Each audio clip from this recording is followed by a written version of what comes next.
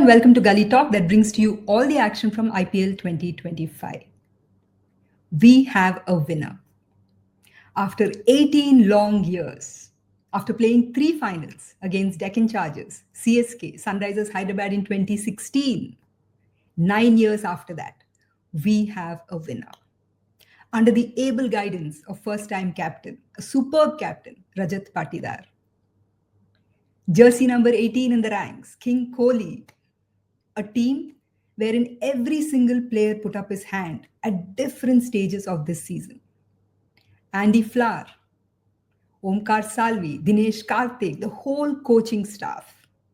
And not to forget, and most importantly, the love and wishes of so many RCB fans. Today we have a winner. RCB wins IPL 2025. Though the scorecard may not reflect the exact story, Punjab batters struggled. It was a comprehensive win by RCB.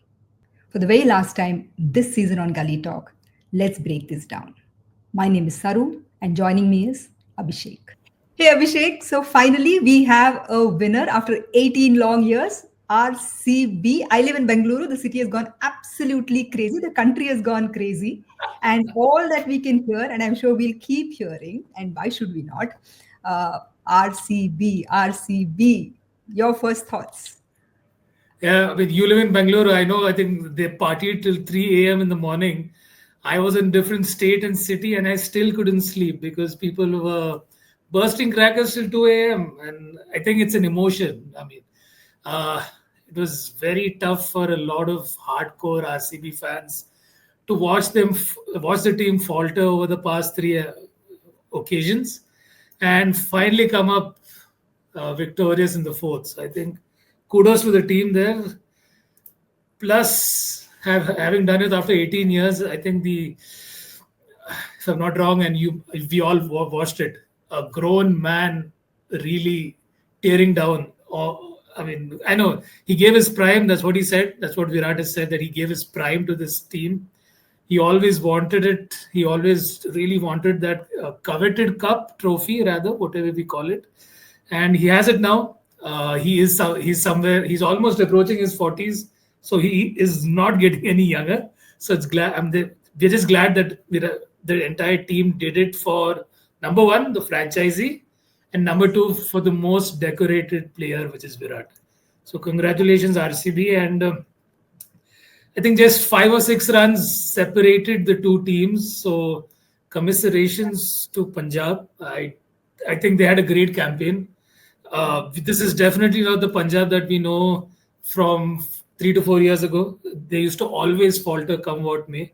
But here was someone with great team spirit, took them all the way. Maybe next time. And hopefully we'll see Preeti Zinta smile very soon. I know there was one side where there was Virat Kohli, tearing up with all the joy. But yeah, it's also been sort of hard to see Preeti Zinta being such an ardent supporter over the years, coming for pretty much every match, sitting right in the front and cheering, from the sidelines. She's been such a cheerleader for the game. Absolutely. Very soon. Yeah. I think it's safe to say that if RCB has some very loyal fans, the most loyal fan of Punjab, or the erstwhile Kings 11 Punjab, has been Preeti Zinta. Come what may, she's always there. She turns up with a smile. This season, she smiled much more than the previous seasons because they did extremely well. I think they outdid themselves in all departments. But yeah, that final, maybe one hit here and there, they could have come up triumph. But we're talking about RCB, so let's continue. Yeah, but you know what? That's what the scorecard probably reflects. But the true story is that the Punjab batters did falter. Yes. And if you did see at the halfway mark, it almost seemed like both, it was even for both the sides. It was like a 50-50. Yes. In fact, probably favoring the Punjab Kings. But the batters just faltered at every stage, especially I think with Inglis gone. After that, it just seemed like it was a different wicket on which they were batting. Do you think it was the occasion that really got to some of the inexperience? I would go with that analogy. It's and I think in all our past episodes we have spoken, especially with Hari sir. He's also mentioned it that chasing in a final is not easy, no matter what the conditions might be in your favor. But there's always that mental pressure. It's about switching on and switching off. In this particular case, I think those swashbuckling openers that Punjab had, they weren't really clicking. And once again, I think it's the nerves that got them. Also, surprised that Iyer didn't really perform when it mattered, because or else I think he's got a 600 run IPL season. Yeah. Even 25 to 30 runs by him would have taken them across the line. But yeah, tough, perhaps a tough day for them. So we can't really discredit what they've done. Absolutely. But of course, let us credit what RCB has done. And surprised, not really surprised, because here is someone like Krunal Pandya, who's been a journeyman across so many teams now, at least three teams, as far as my knowledge. And coming in, getting that man of the match, turning the tables with his very gentle dobblies or whatever you call them. They're definitely not off spin, but his those wobbly sort of bowling really worked in their advantage. Yeah, I mean, RCB put up a score of 190, and towards the end, literally lost almost 5 wickets for probably under 20 runs. Correct. I think, though they had decent, sizable contributions from their top order. Kohli getting 43 at a 40 strike odd, rate, yeah. Correct. 122.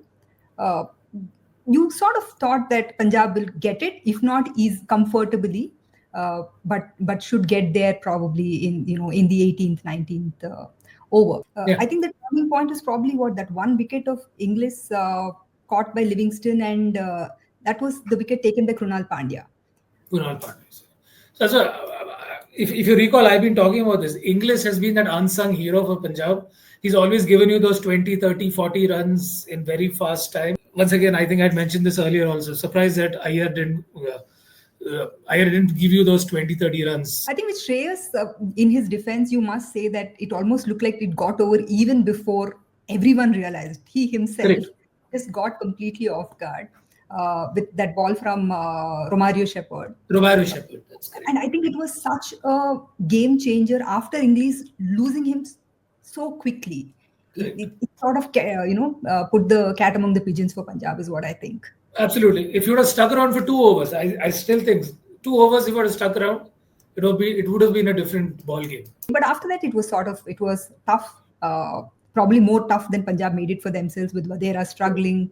Shashank, of course, getting quite a few hits. I think I read somewhere that, one of those probably very few, but there are some ardent Punjab fans too. And someone mentioned that, well done, Shashank Singh. One more ball and you could have done it. But yeah, life doesn't give you an extra ball sometimes. So that's how it is. So where do you think, Abhishek, tactically Punjab lost it? Because I personally felt that it was not so much tactics. It was just a question of the big occasion getting to them. It was a question of nerves. It was a question of sort of a panic minute Inglis and Shreyas got out. I think the panic button struck because from a score line, of course, I think I definitely feel that RCB was 20 runs short, because that is a 210 to 20 wicket.